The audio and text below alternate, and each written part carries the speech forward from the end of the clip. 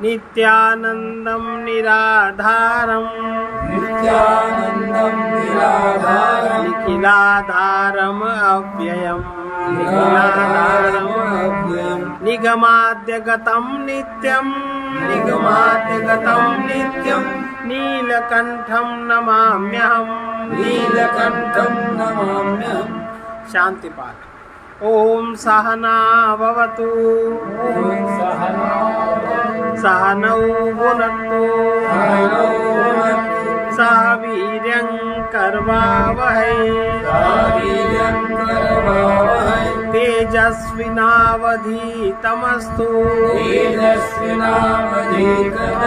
मा विद्विषावहै। ओम शांति शांति शांति।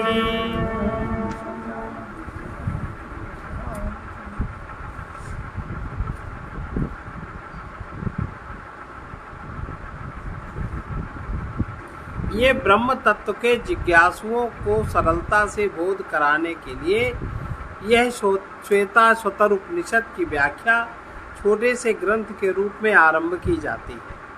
यद्यपि आत्मा सच्चिदानंद अद्वितीय ब्रह्म स्वरूप है, तथापि अपने ही आश्रित रहने वाली, अपने ही को विषय करने वाली और मैं अज्ञानी हूँ इस प्रकार अपने अनुभव से ही ज्ञात होने वाली चिदाभास युक्त अविद्या से उस जीवात्मा के सब प्रकार के स्वाभाविक पुरुषार्थ का अवरोध हो जाने से उस संपूर्ण अनर्थ की प्राप्ति हुई और वो अज्ञानवश कल्पना किए हुए ही साधनों से अपनी इष्ट प्राप्त रूप अपुरुषार्थ कोई पुरुषार्थ मानकर परम पुरुषार्थ रूप मोक्ष पद प्राप्त न कर सकने के कारण मकर आदि के समान राग आदि दोषों से इधर उधर खींचा जाकर देवता एवं मनुष्य तिर्यक आदि विभिन्न भेदों से युक्त अनेकों योनियों में विचरण करता रहता है।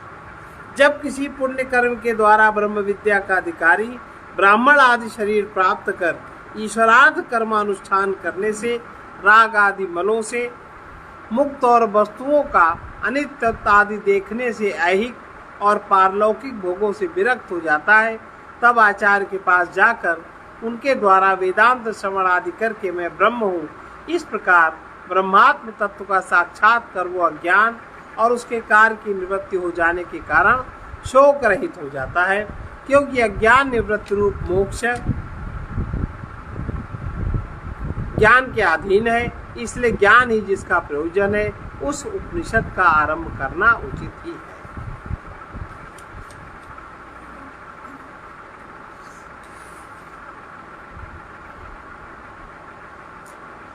उस ब्रह्मात्म तत्व के ज्ञान से अमृत तत्व प्राप्त होता है।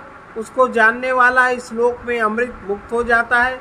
मोक्ष प्राप्ति के लिए कोई दूसरा मार्ग नहीं है। यदि यहाँ उसे न जाना पड़े तो बड़ी भारी हानि है। जो इसे जानते हैं वे अमर हो जाते हैं। यदि पुरुष यह परमात्मा मैं ही हूँ ऐसा जान ले तो क्या इच्छा करता हुआ किस काम के लिए शरीर के पीछे संतप्त हो। उसे जान लेने पर जीव पाप कर्म से लिप्त नहीं होता, आत्मज्ञानी शोक के पार हो जाता है। उसका अनुभव कर लेने पर मनुष्य मृत्यु से छूट जाता है। इसे जो बुद्धि रूपी गुहा में छिपा हुआ जानता है, हे सौम्य, वो अविद्या रूप ग्रंथि को छिन्न भिन्न कर देता है। उस परावर ब्रह्मादि देवताओं से भी उत्तम परमात्मा का साक्षात्कार कर लेने पर इसके हृदय की ग्रंथि टूट जाती है, सारे संशय नष्ट हो जाते हैं, समस्त कर्म उसके क्षीण हो जाते हैं। जिस प्रकार नदियाँ बहती हुई अपने नाम और रूप को छोड़कर समुद्र में लीन हो जाती हैं, उसी प्रकार विद्वान नाम और रूप से मुक्त होकर पर से भी पर दिव्य पुरुष को प्राप्त हो जाता है। वो जो कि उस पर ब्रह्म को जानता है ब्रह्म ही हो जाता है। जो भी उस छायाहीन अशरीर अलोहित शुद्ध अक्षर ब्रह्म को जानता है वो सर्वज्ञ हो जाता है। वो सब कुछ जानता है। उस जानने योगी पुरुष को जानो जिससे मृत्यु तुम्हें व्यथित न कर सके। उस अवस्था में एकत्व देखने वाले पुरुष को भला क्या मोह क्या शोक हो सकता है। ज्ञान से अमृत प्राप्त होता है। बुद्धिमान लोग उसे समस्त प्राणियों में उपलब्ध कर मृत्यु के पश्चात इस लोक से जाकर अमर हो जाते हैं। जो परमात्मा विद्या को जान लेता है वो पाप को त्याग कर विनाशशील सुखमय स्वयं प्रकाश परम महान ब्रह्म में प्रतिष्ठित हो जाता है। वे ब्रह्म रूप होकर निश्चय अमर हो गए। उस आत्म तत्व का साक्षात कर कोई देहधारी जीव कृत करते शोक रहित हो जाता है। जो इसे जानते हैं वे अमर हो जाते हैं, उस ईश्वर को जानकर अमर हो जाते हैं, उसी को प्राप्त होते हैं। इसे अनुभव करके जीव परम शांति प्राप्त करता है। उसे इस प्रकार जानकर मृत्यु के बंधनों से काट देता है। पूर्व काल में जिन देवता और ऋषियों ने उसे जाना वे अमर हो गए। अपनी बुद्धि में स्थित उन परमात्मा को जो देखते हैं उन्हें नित्य शांति प्राप्त होती है, औरों को नहीं। समत्व योग विषयक बुद्धि से युक्त हुआ पुरुष ज्ञान प्राप्त के द्वारा पुण्य और पाप दोनों को इसी लोक में त्याग देता है।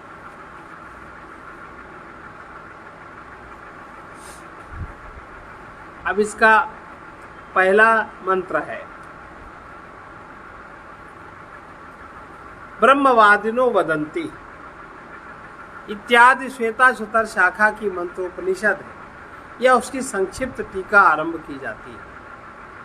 जगत कारण से ब्रह्म के स्वरूप के विषय में ब्रह्मवादी ऋषियों के विचार। ब्रह्मवादी ऋषियों के विचार, इसमें ऋषि का नाम नहीं है। आजकल कलयुग में लोग नाम के बड़े आसक्त हैं।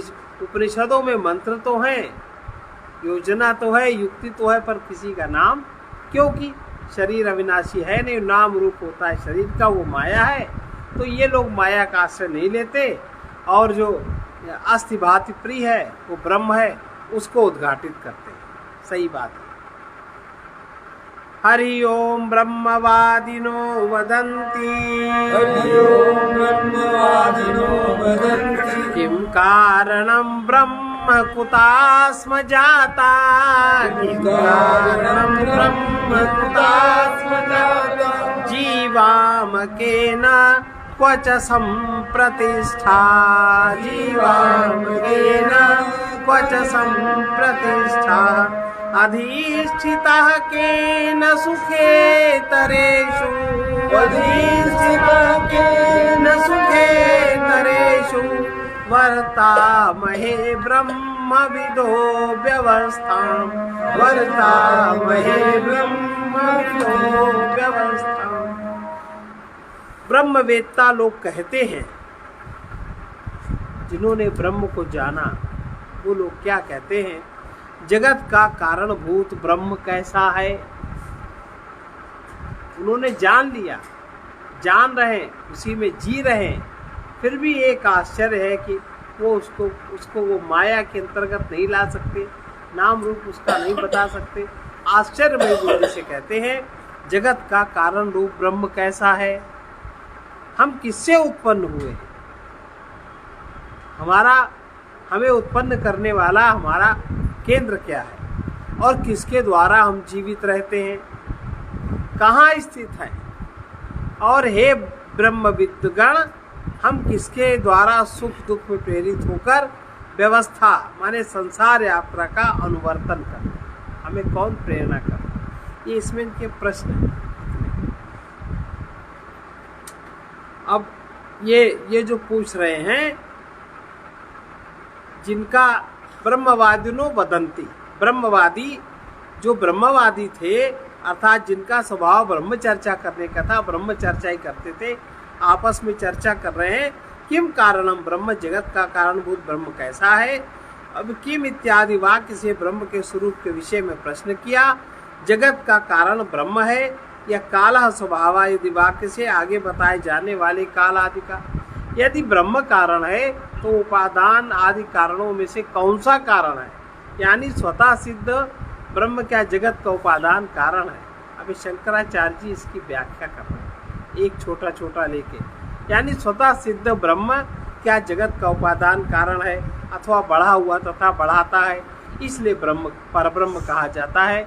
इस प्रकार श्रुति द्वारा ब्रह्म शब्द की व्युत्पत्ति की जाने के कारण उसके निमित्त और उपादान दोनों ही प्रकार के कारण होने के विषय में ब्रह्म कौन कारण है, ऐसा प्रश्न तात्पर्य यह है, क्या जगत का कारण ब्रह्म है अथवा कालादि कारण है, या ब्रह्म कारण ही नहीं है, यदि कारण है तो भी निमित्त कारण है, या उपादान अथवा दोनों, और उसका लक्षण क्या है। आगे इस प्रकार जो परिहार कहा गया उसके अनुसार उन सब विषयों का एक साथ अथवा अलग अलग प्रश्न में भी संग्रह कर लेना चाहिए, क्योंकि परिहार तो प्रश्न की अपेक्षा करके होता है। हम कहाँ से उत्पन्न हुए? देह और इंद्रिय संपन्न हम लोगों की किससे उत्पत्ति हुई है? क्योंकि स्वरूप से तो जीवों में जन्म आदि होने संभव है नहीं। ऐसी ही श्रुतियाँ भी हैं। यह मेधावी आत्मा न उत्पन्न होता है न मरता है। जीव से रहित होकर यह शरीर ही मरता है, जीव नहीं मरता। जरा मृत्यु ये शरीर के धर्म है। हे मैत्रेयी, यह आत्मा अविनाशी अनुच्छिन्न धर्म, कभी उच्छिन्न न होने वाला है। ऐसी ही स्मृति भी कहती है। वह जन्मा शरीर ग्रहण करने से जन्म लेता है, ऐसा कहा जाता है। इसके सिवा एक प्रश्न यह है, हम किसके द्वारा जीवित रहते हैं, अर्थात उत्पन्न होकर हम किसके द्वारा जीवन धारण करते हैं? इस प्रकार स्थिति विषयक प्रश्न है। तथा कहाँ प्रतिष्ठित होते हैं, प्रलय काल में किसमें स्थित रहते हैं, और हे ब्रह्मविदगण, किसके द्वारा अधिष्ठित अर्थात प्रेरित होकर सुख दुख यानी सुख दुख में जो व्यवस्था संसार यात्रा है हम इसको बरतते हैं। अर्थात हे ब्रह्मवेत्ताओं, हम किसके द्वारा प्रेरित होकर सुख दुख में व्यवस्था लोक यात्रा का अनुवर्तन करते हैं? किस इस प्रकार किम इत्यादि प्रश्न समूह से जगत की उत्पत्ति, स्थिति, प्रलय और नियम के हेतु विषय में पूछा गया। काल स्वभाव आदि जगत की कारणता का खंडन। जो काल कारण बताते हैं और स्वभाव कारण बताते हैं, हमारी प्रकृति है ऐसी इसलिए ऐसा होता, उसका वो खंडन कर रहे हैं।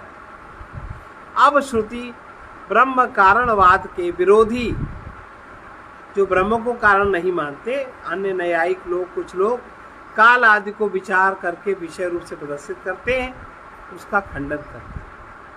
कालः स्वभावो नियतिर्यदृच्छा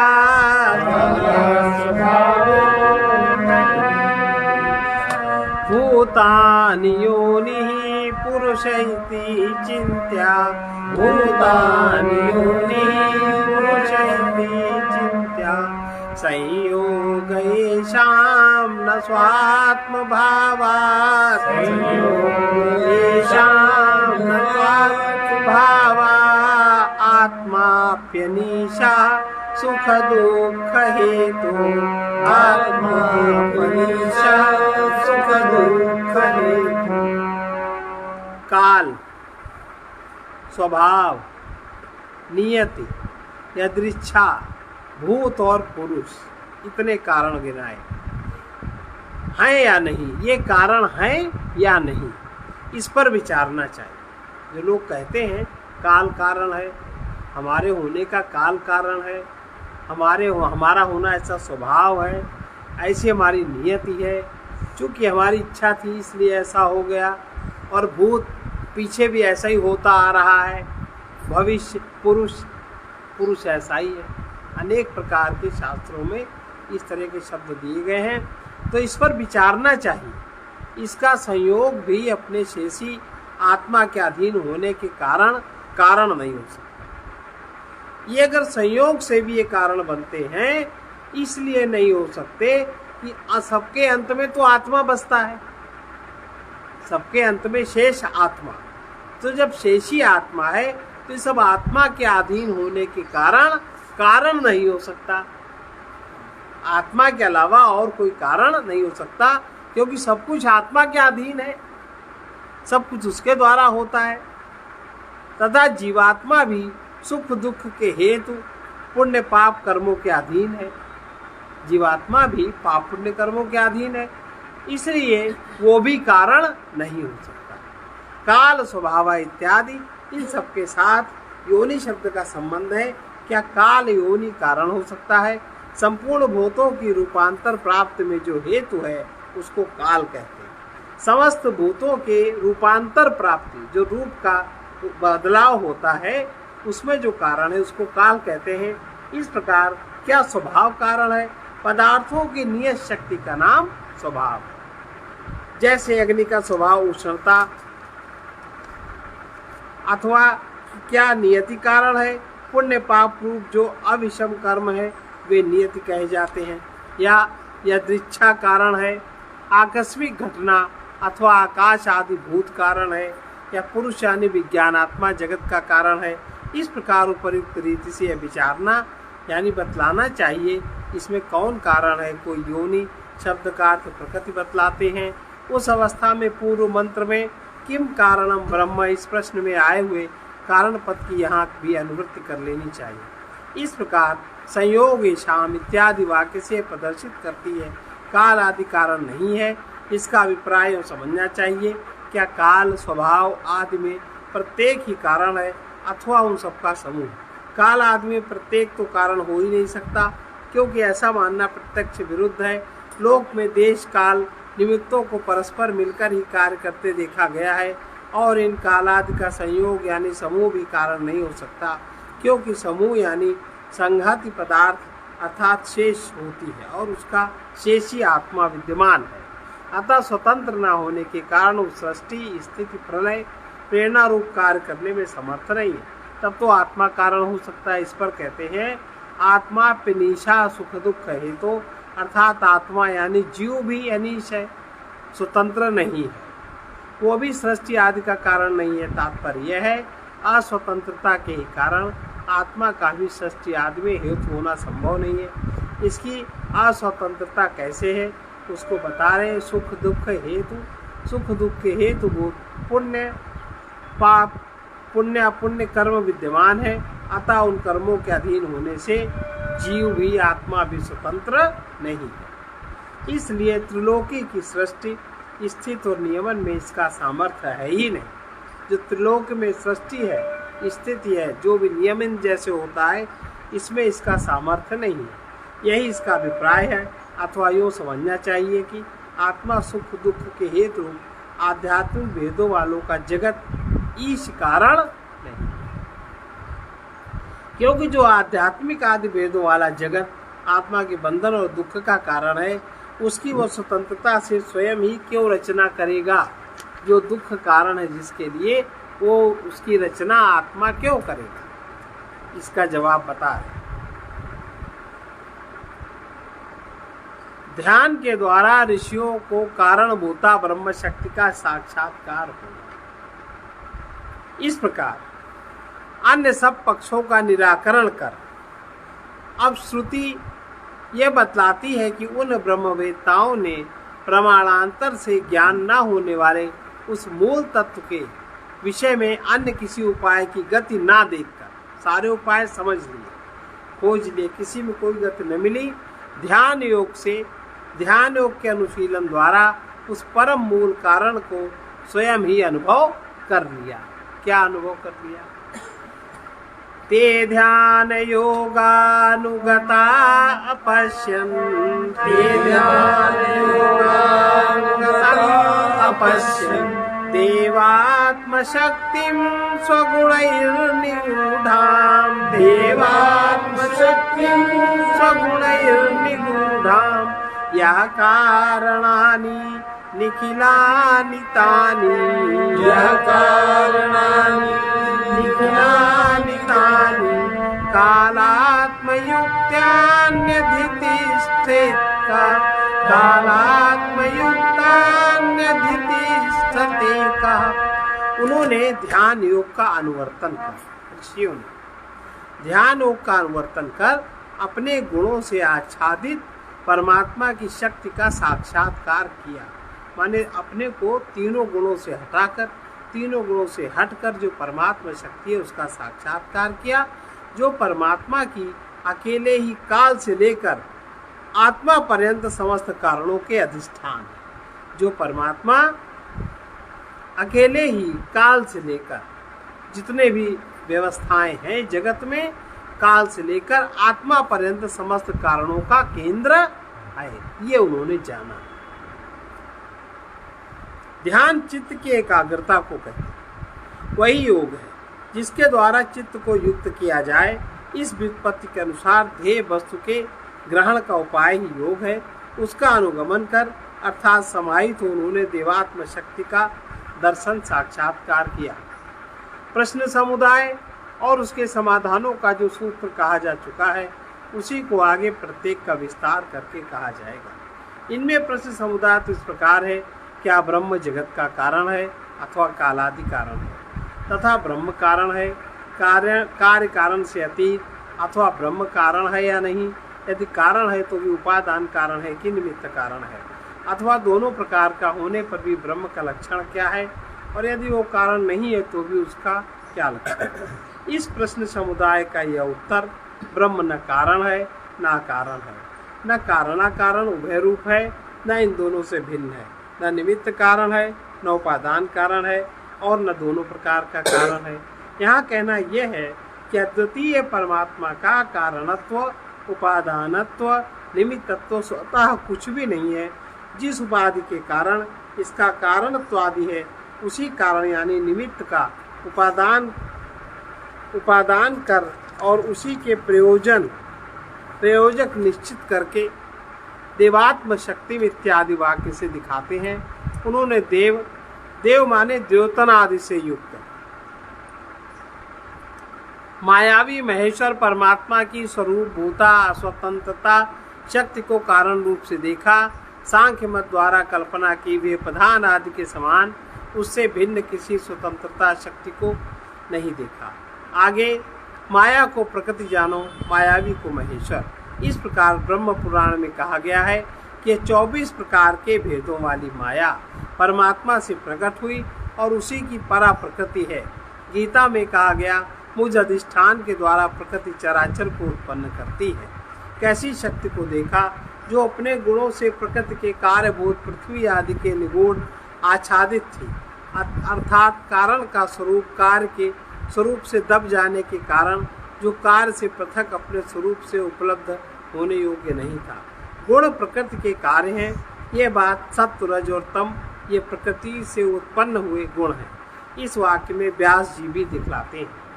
यह विश्व को उत्पन्न करने वाली शक्ति जिसकी समझी जाती है वो देव कौन है। इस पर कहते हैं, यह कारणान इत्यादि जो एक अद्वितीय परमात्मा पहले बतलाए हुए कालात्मक युक्त समस्त कारणों को काल और आत्मा से युक्त अर्थात काल और पुरुष से संयुक्त स्वभाव आदि को जो कि काल स्वभावा इत्यादि मंत्र में बताया गया है अधिष्ठित नियमित करता है। उसी की शक्ति को जगत के कारण रूप से देखा, ऐसा वाक्य का तात्पर्य है। अथवा देवात्म शक्ति देवात्मना ईश्वर रूप से स्थित शक्ति को देखा, ऐसा ही ये वाक्य भी, हे सर्वात्मन आपकी जो गुणों की आश्रय भूता अपरा शक्ति समस्त भूतों में स्थित है, हे परमेश्वर उस नित्या शक्ति को नमस्कार है जो वाणी तथा मन से अतीत अगोचर और निर्विशेष है तथा ज्ञान और ध्यान को जिसका भली भांति विवेक हो जाता है, उस परा देवता की मैं वंदना करता हूँ। इसके अतिरिक्त श्रुति स्वभाव आदि जगत का कारण नहीं है, अज्ञान ही कारण है। इस बात का आगे विस्तार पूर्वक वर्णन करेंगे। कोई विद्वान स्वभाव को जगत का कारण बताते हैं। माई परमेश्वर इस विश्व की रचना करता है, ये रुद्र एक ही है। परमार्थदर्शी ब्रह्मवेत्ता दूसरे की अपेक्षा नहीं रखते। वर्ण जाति आदि विभेदों से रहित जिन एकमात्र अद्वितीय परमात्मा ने अपनी नाना प्रकार की शक्तियों के योग से अनेकों वर्णों की सृष्टि की, कैसी शक्ति को देखा अपने गुणों से यानी सर्वज्ञत्व आदि ईश्वरी गुणों से अथवा सत्व आदि प्रकृति के गुणों से निगूढ़ देखा, अर्थात जो कार्य कारण भाव से रहित पूर्णानंद अद्वितीय परब्रह्म से अभिन्न होने के कारण उपलब्ध नहीं हो सकती, ऐसी शक्ति को देखा। वो देव कौन है? इसका उत्तर दे रहे हैं जो सब कारणों का अधिष्ठान है, अथवा देव यानी परमेश्वर की स्वरूप भूता अर्थात जगत की उत्पत्ति स्थिति लय की हेतु भूता ब्रह्मा विष्णु शिव रूपा शक्ति को देखा। ऐसा ही कहा भी गया है, जिस देव की ब्रह्मा विष्णु शिव रूपा शक्तियां हैं इत्यादि हे ब्रह्मन ब्रह्मा विष्णु शिव यह ब्रह्म की प्रधान शक्तियां हैं। स्वगुण ही अर्थात सत्व रज और तम से युक्त सत्व आदि गुण रूप उपाधि के कारण वो सत्व से विष्णु, रज से ब्रह्मा और तम से महादेव कहा जाता है। ये सब स्वतः निरुपाधिक पूर्णानंद अद्वितीय ब्रह्म तत्व से ही तो उपलब्ध हो ही नहीं सकते। ये पर ब्रह्म से ही सृष्टि आदि कार्य करते हैं, इसलिए ये पर ब्रह्म के ही सृष्टि आदि कार्य करते हैं। इसलिए अवस्था भेद के आधार पर इनमें शक्ति भेद का व्यवहार होता है, तात्विक भेद का कारण नहीं होता। ऐसा कहा जाता है तो एक ही भगवान जनार्दन उत्पत्ति स्थिति और संहार कारणी ब्रह्मा विष्णु शिव रूप की संज्ञाओं को प्राप्त हो जाता है। परब्रह्म पहले तो ईश्वर रूप मायामय रूप से स्थित होता है, फिर वो मूर्त रूप होकर 3 प्रकार का हो जाता है। बता रहे सच्चे, पहले परब्रह्म तो ईश्वर रूप मायामय रूप से स्थित होता है, फिर वो मूर्त रूप होकर 3 प्रकार का हो जाता है। वो त्रिविध रूप से जगत की उत्पत्ति, स्थिति, संहार, नियम आदि का कार्य करता है। इस प्रकार श्रुति भी शक्ति के द्वारा परमात्मा के नियमन आदि कार्य को प्रदर्शित करती है। परमात्मा अपनी ईशनी शक्तियों के द्वारा शासन करता है। वो सभी प्राणियों के भीतर विराजमान है। उसने समस्त लोगों की सृष्टि करके उसकी रक्षा करने, प्रलय काल आने पर सबको अपने में लीन कर लिया इत्यादि। ईशनी भी उत्पत्ति कारिणी परम शक्ति में ऐसा विशेषण कहा गया। इससे जाना जाता है ब्रह्म ही अपनी शक्तियों द्वारा सृष्टि आदि कार्य करता है तथा हे ब्रह्मन, ब्रह्मा विष्णु और महादेव ये ब्रह्म की प्रधान शक्तियां हैं। इस स्मृति के अनुसार परम शक्ति भी इस पद से इस पर देवताओं का ही ग्रहण होता है अथवा देवात्म शक्ति, देवता आत्मा और शक्ति ये जिस पर ब्रह्म के अवस्था भेद हैं उस प्रकृति पुरुष और ईश्वर की स्वरूप भूता ब्रह्म रूप से स्थित परात्पर शक्ति को उन्होंने कारण रूप से देखा। ऐसा ही इन तीनों के स्वरूप भूत ब्रह्म का भोक्ता जीव, भोग्य प्रकृति प्रपंच और प्रेरक अंतर्यामी इन तीनों को परमात्मा जानकर फिर 3 भेदों में बताए हुए समस्त तत्वों को ब्रह्म ही समझे तथा जिस समय इन तीनों को ब्रह्म रूप से अनुभव करता है, इन वाक्यों में श्रुति उल्लेख करेगी सगुण ही ब्रह्म के आश्रित प्रकृति आदि विशेषण रूप से उपाधियों से आच्छादित देखा। ऐसा ही समस्त भूतों में छिपा हुआ एक देव है इत्यादि वाक्य से श्रुति आगे दिखाएगी तथा इसी अर्थ में उस कठिनता से दिखने वाले प्रच्छन्न रूप से अनुप्रविष्ट को जो बुद्धि रूपी गुहा में छिपे हुए उस देव को जानता है, इसी देह के भीतर विद्यमान रहते हुए भी इंद्रियां उसे नहीं जानती इत्यादि अन्य श्रुतियां भी हैं। यह कारणानि इत्यादि वाक्य से अर्थपूर्ण।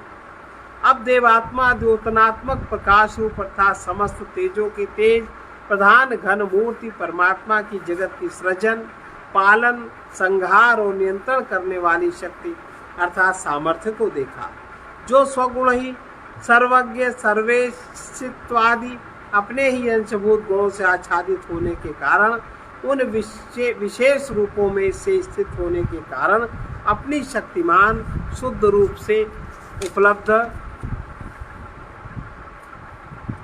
नहीं हो सकती। इसी प्रकार आगे चलकर श्रुति शक्ति को अन्य किन्हीं प्रमाणों से अज्ञेय ही प्रदर्शित करेगी। उस परमात्मा का कोई कार्य देह या करण इंद्रिय नहीं है, उसके समान या उससे अधिक भी कोई नहीं है। उसकी नाना प्रकार की पराशक्ति स्वाभाविक ज्ञान के प्रभाव से होने वाली क्रिया सुनी जाती है।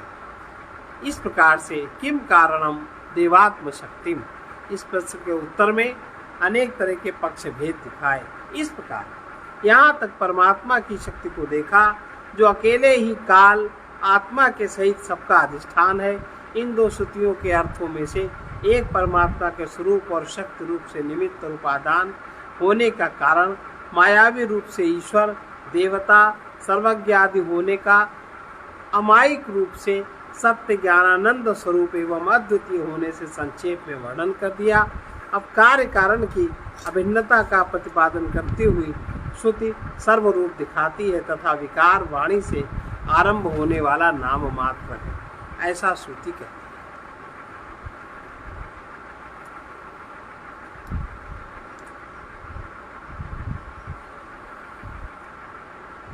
अगला श्लोक देखिए।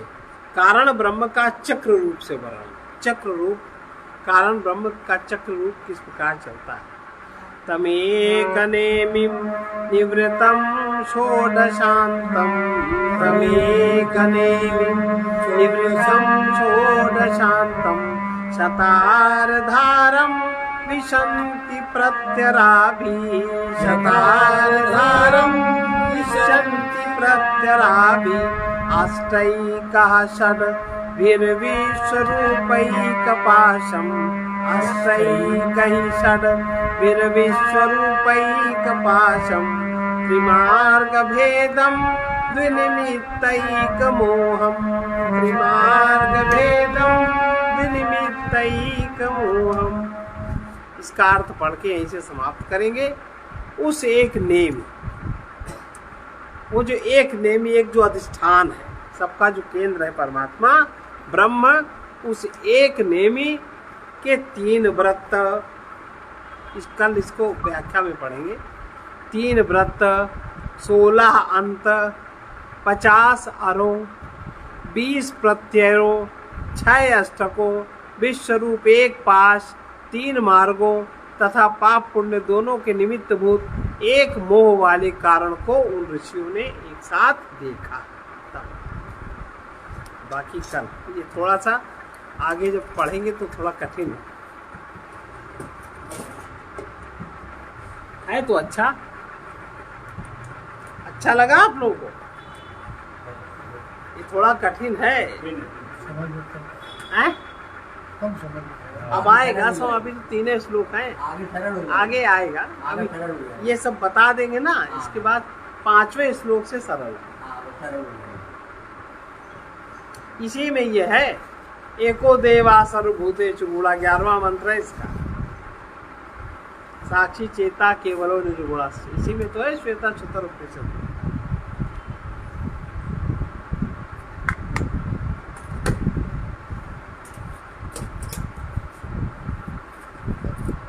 इसी में ये है।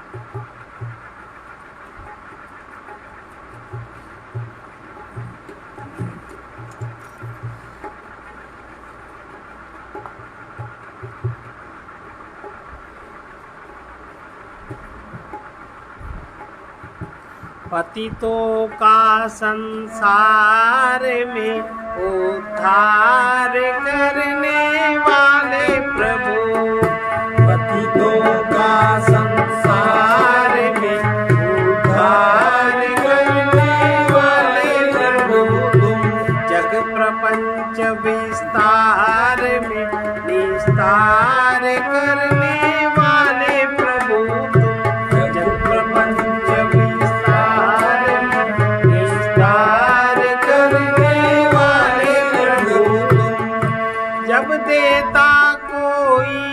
सहारा, जब देता कोई न सहारा, छूट जाता जन धन बल सारा, छूट जाता जन धन बल सारा, उस असहाय पुकार में, उस असहाय पुकार में उपकार करने वाले प्रभु, उस असहाय पुकार में उपकार करने वाले प्रभु, पतितों का संसार में उद्धार करने वाले प्रभु, पतितों का संसार में उद्धार करने वाले प्रभु, तुमसे मिलती सबको शुभमति, तुमसे मिलती सबको शुभमति, तुमसे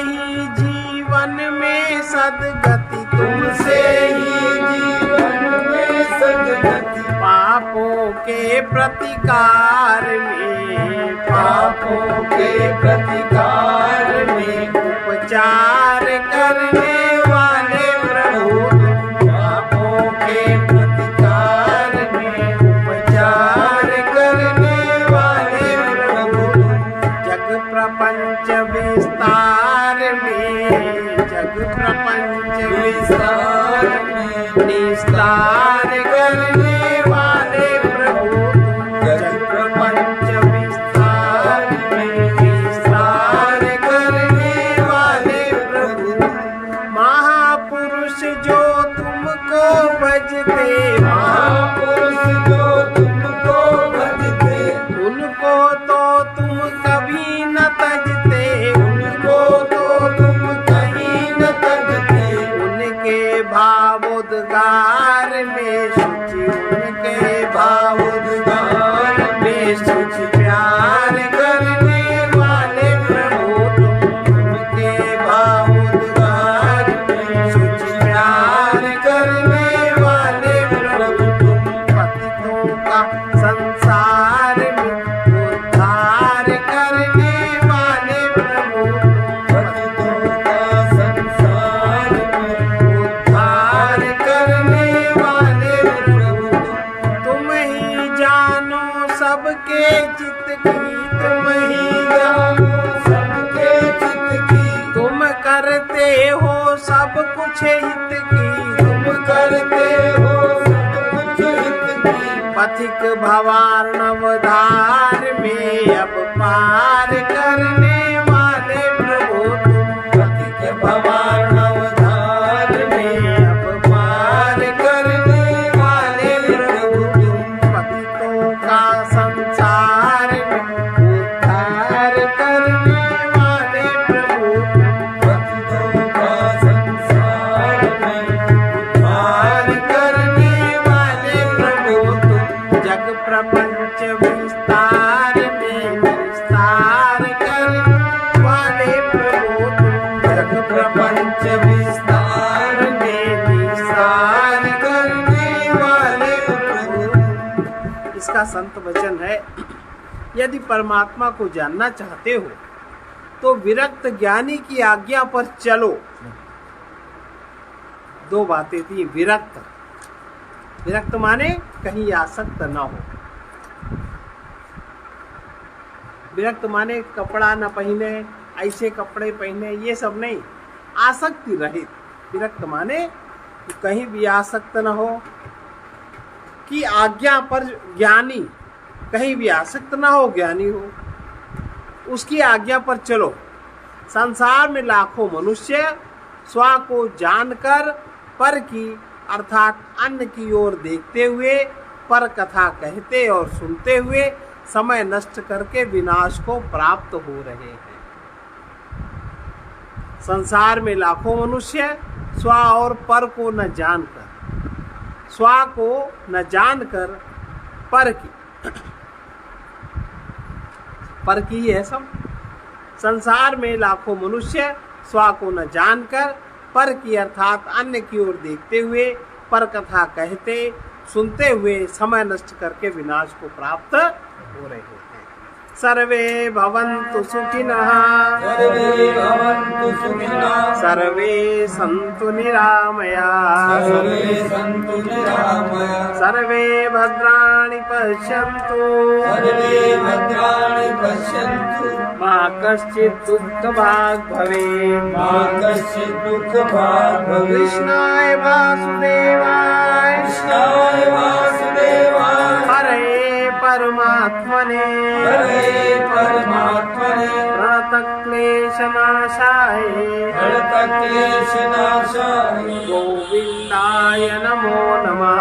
गोविन्दाय नमो नमः। असतो मा सद्गमय असतो मा सद्गमय तमसो मा ज्योतिर्गमय तमसो मा ज्योतिर्गमय मृत्योर्मामृतं गमय मृत्योर्मामृतं गमय। ॐ पूर्णमदः पूर्णमिदं पूर्णात् पूर्णमुदच्यते पूर्णस्य पूर्णमादाय पूर्णमेवावशिष्यते। ॐ शान्ति शान्ति शान्ति।